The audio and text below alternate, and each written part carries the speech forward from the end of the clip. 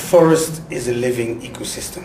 It requires water, essentially. I mean, all these forests around floodplains and coastal forests, they depend on rainfall for a very minor extent. It's not a rainforest like we have on the mountains. It's a groundwater forest.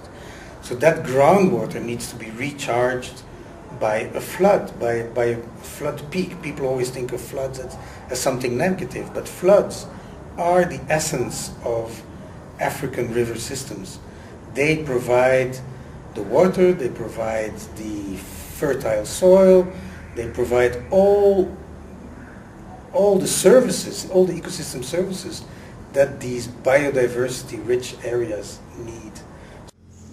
L'habitat de nos singes dépend entièrement des inondations durant la saison des pluies. Et ces inondations cycliques se font de plus en plus faibles et rares.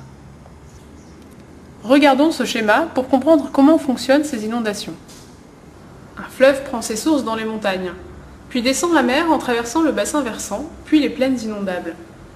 Nos forêts se situent donc juste en amont du delta. En temps de saison sèche, l'écoulement se fait calmement. En saison des pluies, l'écoulement s'accélère sur le bassin versant plus pentu et la masse d'eau, une fois arrivée sur les plaines plus plates, provoque des inondations.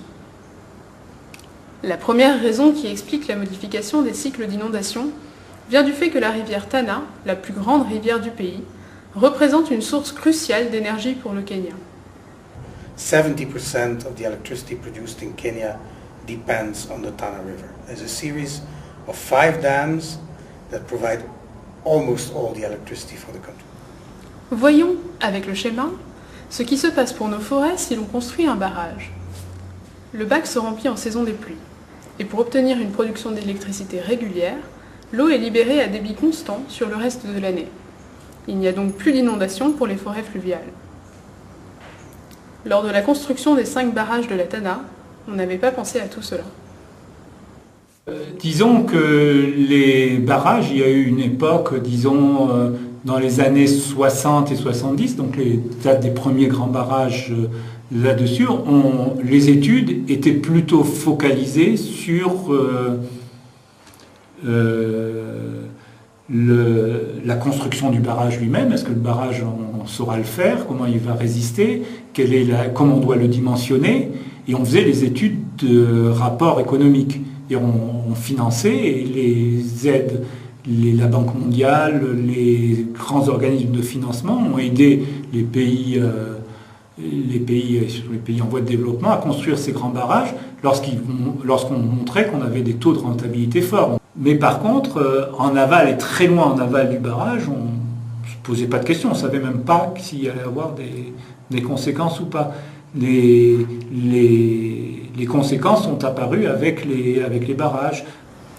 Il existe plusieurs solutions pour alimenter le pays en électricité, tout en inondant les forêts des basses plaines de la Tana.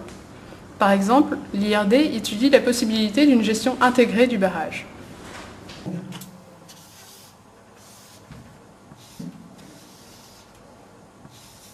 Imaginons qu'ici, on est dans les zones les plus humides et qu'on a fait le plus grand barrage ici.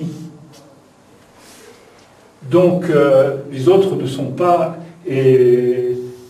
L'endroit où les zones humides commencent, c'est ici. C'est ici qu'on veut créer... C'est ici qu'on arrive dans la zone plate où on veut créer les inondations. Si on définit exactement la crue qui est utile pour remettre en eau les zones humides existantes, eh bien, il suffit de relâcher cette eau, enfin l'eau nécessaire pour faire cette crue. Si on veut si on la relâche un peu n'importe quand, n'importe comment, on risque d'avoir besoin de beaucoup d'eau et les gens qui ont besoin de l'eau qui était derrière le barrage vont rouspéter.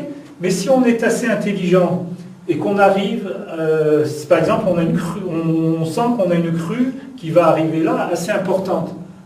Et si on arrive à faire un lâcher qui arrivera en même temps que cette crue ici, donc il va renforcer le pic de crue de cet affluent, ou de cet affluent, ou des deux ensemble, on pourra recréer une crue qui resservira à la mise en eau des zones plates en utilisant un minimum d'eau du barrage.